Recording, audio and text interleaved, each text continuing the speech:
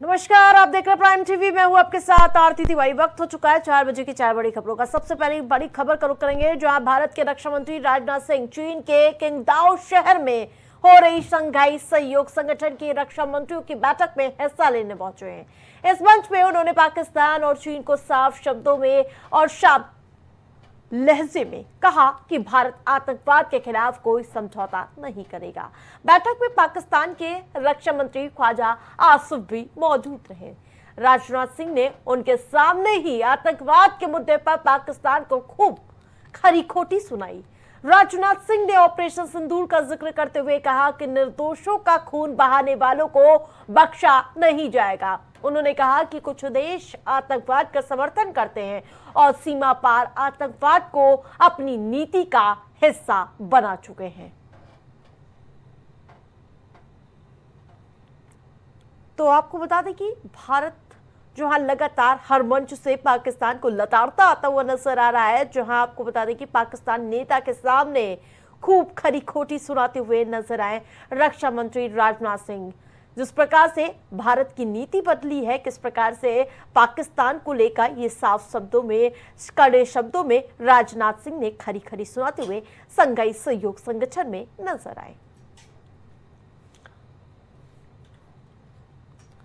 सीधा रुख करेंगे न्यूज रूम का, जहां से हमारे सहयोगी शहबाज जुड़ चुके हैं। शहबाज, जिस प्रकार से हर एक मंच से लताड़ा जा रहा है पाकिस्तान और उसकी जो कूटनीति है आतंकवादी की, वो पूरी तरह से अब जाहिर होती हुई नजर आ रही है।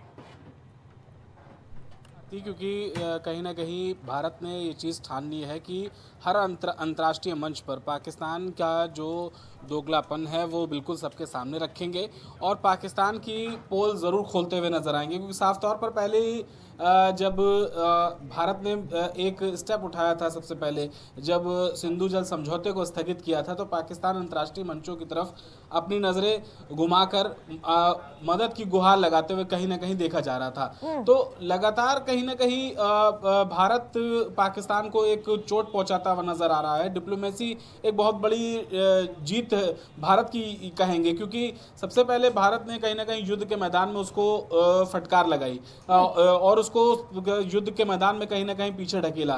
क्योंकि जब पहलगाम का हमला हुआ और उसके बाद 22 अप्रैल को हमला होता है, हाँ। उसके बाद जिस तरीके से ऑपरेशन सिंदूर 6 से 7 मई की दरमियानी रात चलाया जाता है, तो पाकिस्तान पूरी तरीके से चौंक जाता है, क्योंकि वो जितने भी हमले थे बिल्कुल सटीक थे और उसके आतंकवादी ठिकाने पर ही भारत ने कार्रवाई करी थी। तो पाकिस्तान भी कहीं ना कहीं भौचक्का रह गया था। और अब उसके बाद जब भारत ने अपनी डिप्लोमेसी को और आधार देने के लिए सांसदों को जो एक ग्रुप था वो विदेश भेजा था। अब और ये जो दौरा है राजनाथ सिंह का, ये भी दौरा काफी मायने रख रहा है, क्योंकि जब से भारत और चीन के एलएसी को लेकर जो माहौल खराब हुआ था, ये पहला दौरा है रक्षा मंत्री राजनाथ सिंह का। उसके बाद से रक्षा मंत्री राजनाथ सिंह नहीं गए थे और चीन के साथ सभी इस दहाड़ को सुनने के लिए बेकरार नजर आ रहे थे कि क्या चीन में जाएंगे, राजनाथ सिंह क्या मुद्दा उठाएंगे, तमाम ऐसी कवायद हो रही थी।